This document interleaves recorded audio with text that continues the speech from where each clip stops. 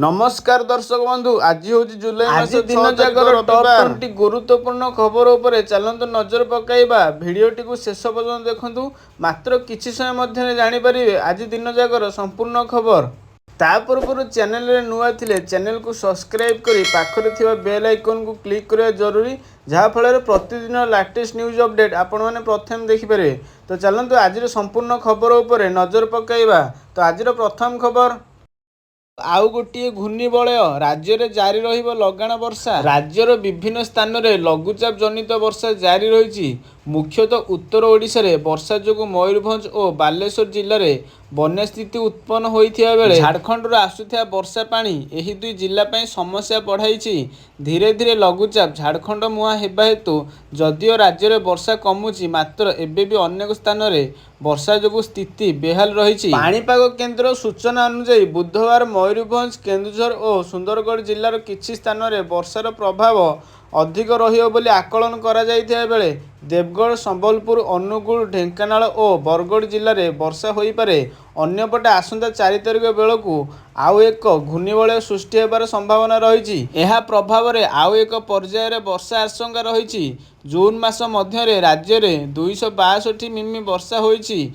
स्वाभाविक वर्षा 216.5 मिमी वर्षा तुलन में यह अधिक। जगतसिंहपुर, बौद्ध, देवगढ़, सुंदरगढ़, मयूरभंज जिले में अत्यधिक वर्षा रेकर्ड करा जाइछि। सेहीपरि कोरापुट, सोनपुर, कटक, केन्द्रापड़ा, ढेंकानाल, केन्दुझर, बालेश्वर, संबलपुर रे स्वाभाविक वर्षा ठारू अधिक वर्षा रेकर्ड करा जाइछि। दीर्घ वर्ष पर मौसुमी प्रथम मास अर्थात जून रे वर्षार परिमाण स्वाभाविक रहिथिबारु चलित वर्ष ठीक समय चाष काम आरंभ हेबा नै आकलन करा जाउछि। सेहीपरि जुलाई रे सामग्रिक भावे स्वाभाविक तुलन में अधिक वर्षा हेबो बोली आईएमडी पक्षरु आकलन करा जाइछि। विभाग जुलाई पई आकलन करी एही सूचना देइछि। उपकूलवर्ती जिले में स्वाभाविक तुलन में वर्षार परिमाण यथेष्ट अधिक रहिबा नै आकलन करा जाउथिया बेले अन्य समस्त जिले में वर्षार परिमाण स्वाभाविक ठू अधिक रहियो बोली आईएमडी दर्शाई। परवर्ती खबर, रेल यात्री को बड़ झटका।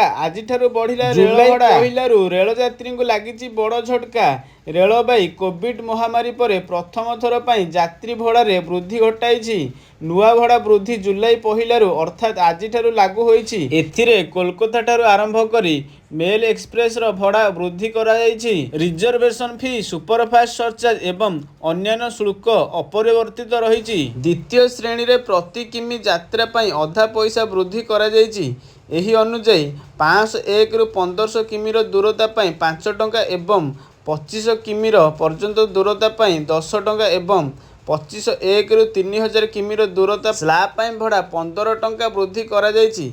एथिरे साधारण श्रेणी रे 500 किमी पर्यंत यात्रा क्षेत्र में भड़ारे कौनसी वृद्धि होई नहीं। अपरपक्षे उपनगर एकक यात्रा भड़ा एवं सीजन टिकट रे कौनसी परिवर्तन करा जाय नहीं। उभय उपनगर एवं अण उपनगर रूट पई प्रथम श्रेणी रे प्रति किमी पिछा भड़ा 0.5 पैसा वृद्धि करा जाइछि। परवर्ती खबर, मिलिबो चिटफंड टंका।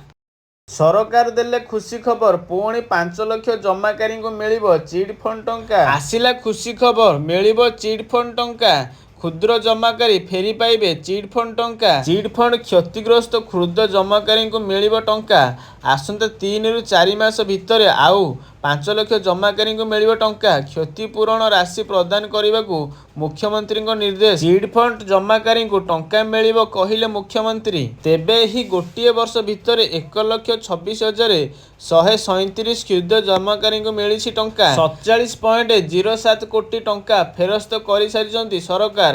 आउ एबे पुणी 5 लाख जमाकारी को मिलिबो चिटफंड टंका।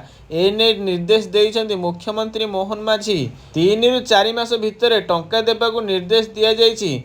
गत 10 वर्ष रे 2,79,109 जन को फेरस्त होइथिला 119 कोटी टंका। परवर्ती खबर, खोलिबो हीराकुद गेट। आसंता 6 तारिख रे खोलिबो हीराकुद गेट। निष्कासन हेबो चलित वर्षर प्रथम बन्या जल खोलिबो हीराकुद गेट। एने डैम मुख्य जंत्री सुशील कुमार बेहेरा सूचना देइछन्ति। तेबे गेट खोला जाई ଚଳିତ ବର୍ଷର ପ୍ରଥମ ବନ୍ୟା ଜଳ ନିଷ୍କାସନ କରାଯିବ। ସକାଳ 10ଟାରେ ଖୋଲିବ 7 ନମ୍ବର ଗେଟ୍। ପୂଜାର୍ଚ୍ଚନା ପରେ ହୀରାକୁଦ ଗେଟ୍ ଖୋଲାଯିବା ନେଇ ଘୋଷଣା କରାଯାଇଛି। ତେବେ ହୀରାକୁଦ ଗେଟ୍ ଖୋଲିବା ପୂର୍ବରୁ ଲୋକଙ୍କୁ ସୂଚନା ଦିଆଯାଇଥିଲା। 48 ଘଣ୍ଟା ଡାକବାଜି ଯନ୍ତ୍ରରେ ପ୍ରଚାର କରିବା ପରେ ରବିବାର ସକାଳ 10ଟାରେ ଗେଟ୍ ଖୋଲାଯିବ। ପରବର୍ତ୍ତୀ ଖବର, କେଦାରନାଥ ମାର୍ଗରେ ଫସି ରହିଛନ୍ତି 40 ଶ୍ରଦ୍ଧାଳୁ, ଉଦ୍ଧାର କାର୍ଯ୍ୟ ଜାରି। ଉତ୍ତରାଖଣ୍ଡରେ ପ୍ରବଳ ବର୍ଷା ହେଉଛି। ଏହି କାରଣରୁ ବିଭିନ୍ନ ଅଞ୍ଚଳରେ ଭୂସ୍ଖଳନ ଭଳି ଘଟଣା ଘଟୁଛି। ବର୍ତ୍ତମାନ ସୋନପ୍ରୟାଗରେ ଲଗାତାର ବର୍ଷା ଯୋଗୁଁ ଭୂସ୍ଖଳନ ହେଉଥିଲା, ଯାହା ଫଳରେ କେଦାରନାଥରୁ ଫେରୁଥିବା 40ରୁ ଅଧିକ ଭକ୍ତ ଫସି ରହିଥିଲେ।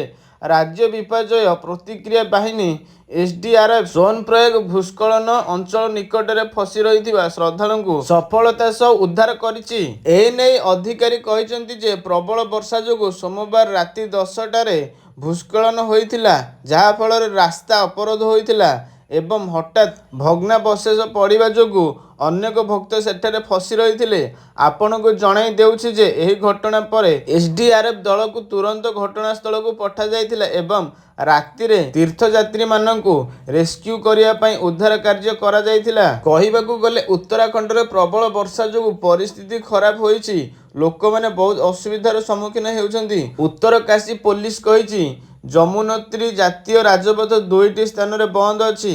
ରାସ୍ତା ପୁନଃଉଦ୍ଧାର କରିବାକୁ ସମୟ ଲାଗିପାରେ। ପରିସ୍ଥିତିକୁ ନିୟନ୍ତ୍ରଣ କରିବା ପାଇଁ ଏସ୍ଡିଆର୍ଏଫ୍, ଏନ୍ଡିଆର୍ଏଫ୍, ପୋଲିସ ଏବଂ ବନ ବିଭାଗ ଅଧିକାରୀମାନେ ଘଟଣାସ୍ଥଳରେ ଉପସ୍ଥିତ ଅଛନ୍ତି, ଯେଉଁମାନେ ଶ୍ରଦ୍ଧାଳୁ ଏବଂ ସ୍ଥାନୀୟ ଲୋକଙ୍କୁ ଅସ୍ଥାୟୀ ରାସ୍ତା ଦେଇ ଯିବାକୁ ସାହାଯ୍ୟ କରୁଛନ୍ତି। ପରବର୍ତ୍ତୀ ଖବର, ସବୁଠୁ ବଡ଼ ଫିଲ୍ମ ରାମାୟଣ। ଭାରତୀୟ ସିନେମାର ସବୁଠୁ ବଡ଼ ବଜେଟ୍ ଫିଲ୍ମ ଧମାଲ କଲା ପ୍ରଥମ ଦୃଶ୍ୟ। ରାମାୟଣ କେବଳ ଏକ ଚଳଚ୍ଚିତ୍ର ନୁହେଁ, ଏହା ଇତିହାସ, ଅତୁଟ ଭକ୍ତି ଓ ସମସ୍ତଙ୍କ ପାଇଁ ଏକ ଅନନ୍ୟ କାହାଣୀ। ଏହି ମହାକାବ୍ୟକୁ ଚଳଚ୍ଚିତ୍ରରେ ରୂପାନ୍ତରିତ କରିବା କୌଣସି ସହଜ କାମ ନୁହେଁ। ଏହା ପାଇଁ କେବଳ ଆର୍ଥିକ ବିନିଯୋଗ ନୁହେଁ, ବରଂ ଅନୁପମ ନିଷ୍ଠା ଓ ସମର୍ପଣ ଆବଶ୍ୟକ।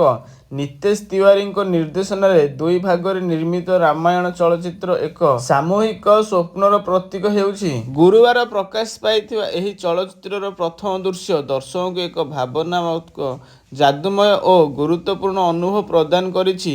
ରାମାୟଣ ଏକ ଅମର କାହାଣୀ ଯାହା ସମସ୍ତଙ୍କ ପାଇଁ ଏହାର ମୂଲ୍ୟବୋଧ, ଭକ୍ତି, ବନ୍ଧନ, ନାରୀବାଦ, ଶକ୍ତି, ଇତିହାସ ଓ ଅସଂଖ୍ୟ ଭାବନା ରହିଛି, ଯାହା ପ୍ରତ୍ୟେକ ହୃଦୟକୁ ସ୍ପର୍ଶ କରେ। ତିୱାରୀଙ୍କ ଚଳଚ୍ଚିତ୍ର ଏହି ସମସ୍ତ ଦିଗକୁ ନିଖୁଣ ଭାବେ ଉପସ୍ଥାପନା କରିବ କି ନାହିଁ ତାହା ଜାଣିବା ପାଇଁ ଏପର୍ଯ୍ୟନ୍ତ ଅପେକ୍ଷା କରିବାକୁ ପଡ଼ିବ। କିନ୍ତୁ ଏକ କଥା ସ୍ପଷ୍ଟ, ଏହାର ଅଭିନେତା ଚୟନ ଅତ୍ୟନ୍ତ ପ୍ରେରଣାଦାୟୀ। ରଣବୀର କପୁରଙ୍କୁ ଶ୍ରୀରାମଙ୍କ ଭୂମିକାରେ ଦେଖିବା ଏକ ଅନନ୍ୟ ଚୟନ। ବର୍ତ୍ତମାନର ଶ୍ରେଷ୍ଠ ଅଭିନେତାମାନଙ୍କ ମଧ୍ୟରୁ ଜଣେ ଭାବେ ଖ୍ୟାତ ରଣବୀର ନିଜର ପରିପକ୍ୱତା, ନିଷ୍ଠା ଓ ଚଳଚ୍ଚିତ୍ରରେ ସମ୍ପୂର୍ଣ୍ଣ ରୂପାନ୍ତରିତ ହେବାର କ୍ଷମତା ଦ୍ୱାରା ଏହି ଭୂମିକା ପାଇଁ ଉପଯୁକ୍ତ ପ୍ରମାଣିତ ହେବେ। ସେହିପରି ସାଇ ପଲ୍ଲବୀଙ୍କୁ ମାତା ସୀତା ଭୂମିକାରେ ଚୟନ କରାଯାଇଛି, ଯିଏ ନିଜର ସରଳତା, ଅନ୍ତର୍ଶକ୍ତି ଓ ଆଭ୍ୟନ୍ତରୀଣ ସୌନ୍ଦର୍ଯ୍ୟ ପାଇଁ ପରିଚିତ। ମାଲୟାଲମ ସିନେମାରେ ତାଙ୍କର ଅଭିନୟ ଓ ସ୍ୱାଭାବିକତା ତାଙ୍କୁ ଏହି ଚଳଚ୍ଚିତ୍ର ପାଇଁ ଆଦର୍ଶ କରିଛି। ସବୁଠାରୁ ସାହସୀ ଚୟନ ହେଉଛି ୟଶଙ୍କୁ ରାବଣ ଭାବେ ଦେଖିବା। କେଜିଏଫ୍ରୁ ଖ୍ୟାତି ପାଇଥିବା ୟଶ କେବଳ ଏକ ଆକର୍ଷଣୀୟ ଉପସ୍ଥିତି ନୁହନ୍ତି, ସେ ପରଦାରେ ନିଜର ଆଧିପତ୍ୟ ପ୍ରତିପାଦନ କରନ୍ତି। ତାଙ୍କ ନିର୍ଭୀକ ଅଭିନୟ ଓ ପ୍ରତ୍ୟେକ ଦୃଶ୍ୟରେ ନିଷ୍କଷତା ତାଙ୍କୁ ଏକ ଅନୁଭବ କରାଏ। ସେହିପରି ଲକ୍ଷ୍ମଣ ଭୂମିକାରେ ରବି ଦୁବେ, ଜଣେ ଟେଲିଭିଜନ ତାରକା, ନିଜର ଆବେଗପୂର୍ଣ୍ଣ ଅଭିନୟ ଦ୍ୱାରା ତିୱାରୀଙ୍କ କାହାଣୀ ପ୍ରତି ନିଷ୍ଠାକୁ ପ୍ରମାଣିତ କରିଛନ୍ତି। ସବୁଠାରୁ ଆକର୍ଷଣୀୟ ଚୟନ ହେଉଛି ସନ୍ନି ଦେଓଲଙ୍କୁ ହନୁମାନ ଭାବେ ଦେଖିବା। ଦେଓଲଙ୍କ ବଜ୍ରପାତ ଶକ୍ତି, ପରଦାରେ ମହାନ ଉପସ୍ଥିତି ଓ ସ୍ୱାଭାବିକ ବୀରତ୍ୱ ତାଙ୍କୁ ହନୁମାନଙ୍କ ନିଷ୍ଠା ଓ ଶକ୍ତିର ପ୍ରତୀକ କରିଛି। ଏହା କେବଳ ଉପଯୁକ୍ତ ନୁହେଁ, ଏକ ପ୍ରାୟ ନିୟତିଗତ ଚୟନ ମନେହୁଏ। ଏହି ଅଭିନେତା ମଣ୍ଡଳୀ ବଲିଉଡ୍, ମାଲୟାଲମ, କନ୍ନଡ଼ ଓ ଟେଲିଭିଜନ ଜଗତର ଶ୍ରେଷ୍ଠ ପ୍ରତିଭାଙ୍କ ସମନ୍ୱୟ, ଯାହା ରାମାୟଣକୁ କେବଳ ଏକ ଚଳଚ୍ଚିତ୍ର ନୁହେଁ ବରଂ ଏକ ଭାବନା, ସ୍ମୃତି ଓ ପିଢ଼ିବ୍ୟାପୀ ଅନୁଭବର ପ୍ରତିଶ୍ରୁତି କରିଛି। ତିୱାରୀ ଏହି ମହାକାବ୍ୟକୁ ଆଧୁନିକୀକରଣ ବା ପୁନର୍କଳ୍ପନା କରିବାକୁ ଚେଷ୍ଟା କରିନାହାନ୍ତି, ବରଂ ଏହାର ମୂଳ ସାରକୁ ସମ୍ମାନ ଦେଇ ଏହାର ମହାନତା ଓ ଭାବନାତ୍ମକ ଗୁରୁତ୍ୱକୁ ଅକ୍ଷୁଣ୍ଣ ରଖିଛନ୍ତି। ରାମାୟଣ ଏକ ସାଂସ୍କୃତିକ ସ୍ଥାନରେ ପୂର୍ଣ୍ଣ ସଂଯୋଗ ସ୍ଥାପନ କରିବା ସହ ଏକ ସାମୂହିକ ସ୍ୱପ୍ନକୁ ସାକାର କରିବାର ପ୍ରୟାସ। ଏହା ଆମ ସମୟର ଏକ ନିର୍ଣ୍ଣାୟକ ସାଂସ୍କୃତିକ ଚଳଚ୍ଚିତ୍ର ହେବାର ସମ୍ଭାବନା ରହିଛି। ଏହି ମହାକାବ୍ୟ ଓ ଦର୍ଶକ ଏହାଠାରୁ କମରେ ଆଶା କରନ୍ତି ନାହିଁ। ପରବର୍ତ୍ତୀ ଖବର, ସରକାରୀ କର୍ମଚାରୀଙ୍କ ପାଇଁ ସରକାରଙ୍କ ଉପହାର, ପେନସନକୁ ନେଇ ବଡ଼ ଘୋଷଣା। 23 ଲକ୍ଷ ଲୋକଙ୍କୁ ମିଳିବ ଲାଭ। କେନ୍ଦ୍ର ସରକାର ସରକାରୀ କର୍ମଚାରୀଙ୍କ ପାଇଁ ଏକୀକୃତ ପେନସନ ଯୋଜନା ୟୁନିଫାଏଡ୍ ପେନସନ ସ୍କିମ୍ ୟୁପିଏସ୍ ଅଧୀନରେ ଜାତୀୟ ପେନସନ ପ୍ରଣାଳୀ ନ୍ୟାସନାଲ ପେନସନ ସିଷ୍ଟମ ଏନପିଏସ୍ ସହ ସମାନ କର ଲାଭର ଘୋଷଣା କରିଛନ୍ତି। ଅର୍ଥ ମନ୍ତ୍ରାଳୟ ଅନୁସାରେ ଏହି ପଦକ୍ଷେପ ସେବାନିବୃତ୍ତି ସୁରକ୍ଷାକୁ ମଜବୁତ କରିବା ପାଇଁ ସରକାରଙ୍କ ପ୍ରୟାସର ଏକ ଅଂଶ।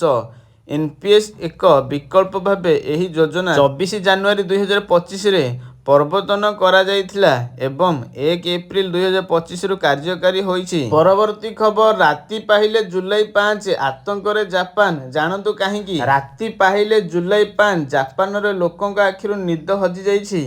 ଏହାର କାରଣ ହେଉଛି ଜାପାନରେ ପ୍ରସିଦ୍ଧ ମଙ୍ଗା ଆର୍ଟିଷ୍ଟ ତଥା ଭବିଷ୍ୟବକ୍ତା ରିଓ ତାସ୍କୁଗିଙ୍କ ଦଶନ୍ଧି ପୁରୁଣା ଏକ ଡରାଇବା ଭଳି ଭବିଷ୍ୟବାଣୀ। ତାସ୍କୁଗିଙ୍କ ତାଙ୍କ ମଙ୍ଗା ପୁସ୍ତକ ଦି ଫ୍ୟୁଚର ଆଇ ସାର୍ରେ ଦାବି କରିଥିଲେ ଯେ 5 ଜୁଲାଇ 2025ରେ ଜାପାନରେ ଦକ୍ଷିଣ ପଶ୍ଚିମ ଭାଗରେ ଏକ ଭୀଷଣ ସୁନାମି ଆସିବ ଯାହା ବିଭୀଷିକା ରଚିବ। ପରବର୍ତ୍ତୀ ଖବର, ପ୍ରାଥମିକ ବିଦ୍ୟାଳୟରେ କାର୍ଯ୍ୟରତ ଶିକ୍ଷକ ଶିକ୍ଷୟିତ୍ରୀଙ୍କ ପାଇଁ ସ୍ପେଶାଲ ଓଟିଇଟି ଆସନ୍ତା 20 ତାରିଖରେ ହେବ। ପ୍ରାଥମିକ ବିଦ୍ୟାଳୟରେ କାର୍ଯ୍ୟରତ ଶିକ୍ଷକ ଶିକ୍ଷୟିତ୍ରୀଙ୍କ ପାଇଁ ସ୍ୱତନ୍ତ୍ର ଶିକ୍ଷକ ଯୋଗ୍ୟତା ପରୀକ୍ଷା ସ୍ପେଶାଲ ଓଟିଇଟି ଆସନ୍ତା 20 ତାରିଖରେ ହେବ। ପୂର୍ବ ବର୍ଷ ଅପେକ୍ଷା ଏଥର ବହୁ ଅଧିକ ଆବେଦନକାରୀ ଥିବାରୁ ପରୀକ୍ଷା ପରିଚାଳନା ବୋର୍ଡ ପାଇଁ ଆହ୍ୱାନମୂଳକ ହେବ ବୋଲି କୁହାଯାଇଛି। ଶିକ୍ଷକଙ୍କ ପାଇଁ ଉଦ୍ଦିଷ୍ଟ ସ୍ପେଶାଲ ଓଟିଇଟି ନ୍ୟୁ ବ୍ଲକ ଅଞ୍ଚଳରେ ଥିବା ବିଦ୍ୟାଳୟଗୁଡ଼ିକରେ ହେଲେ ପରୀକ୍ଷା ପରିଚାଳନା ସ୍ୱଚ୍ଛତା ରହିବ ନାହିଁ ବୋଲି ଆଶଙ୍କା ଥିବାରୁ କେବଳ ଜିଲ୍ଲା ମୁଖ୍ୟାଳୟରେ ହିଁ ପରୀକ୍ଷା କେନ୍ଦ୍ର କରାଯାଇଛି। 30ଟି ଜିଲ୍ଲାରେ ମୋଟ 139ଟି କେନ୍ଦ୍ରରେ ଏହି ପରୀକ୍ଷା କରାଯିବ। 2011 ପୂର୍ବରୁ ନିଯୁକ୍ତି ପାଇଥିବା ଶିକ୍ଷକ ଶିକ୍ଷୟିତ୍ରୀଙ୍କ ଓଟିଇଟି ସାର୍ଟିଫିକେଟ ନଥିଲେ ପଦୋନ୍ନତି ମିଳିବ ନାହିଁ ବୋଲି ଗଣଶିକ୍ଷା ବିଭାଗ ନିର୍ଦ୍ଦେଶନାମା ଜାରି କରିଥିବାରୁ ବହୁ ବରିଷ୍ଠ ଶିକ୍ଷକ ପରୀକ୍ଷା ଦେବାକୁ ବାଧ୍ୟ ହୋଇଛନ୍ତି।